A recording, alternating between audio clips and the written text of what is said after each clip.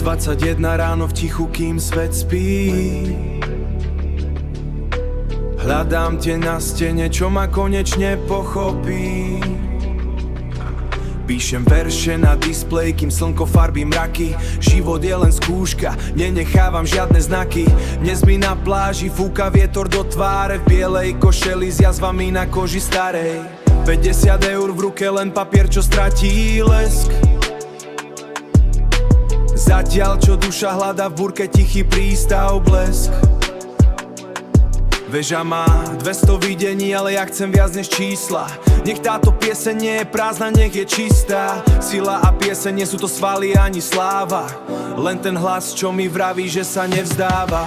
Lebo Boh je moja spása, dôverujem mu a nezlaknem sa. Lebo moja sila a pieseň je Hospodin, Hospodin sa mi stal spásou. Už sa viac nebojím, tma sa stratila.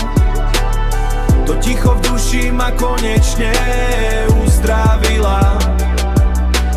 Prešov, Poprad, ranná hmla, realita je drsná. Handicap v hlave, ale viera je tu prísna. Tetovania na rúb, príbehy, čo nikto nevie. Ako som padal, kým mi niekto nenasvietil. Kým mi niekto svetlo nenasvietil. Tých 5:21 nie len budík v mobile.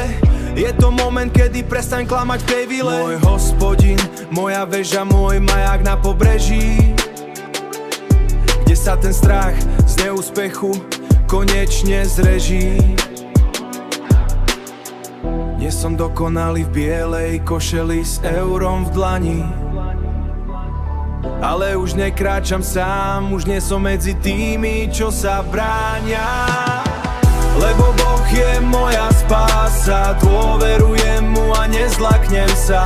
Lebo moja sila a pieseň je Hospodin, Hospodin sa mi stal spásou.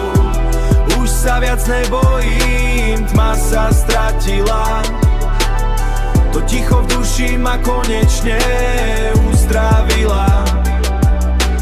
5:21 spása, amen.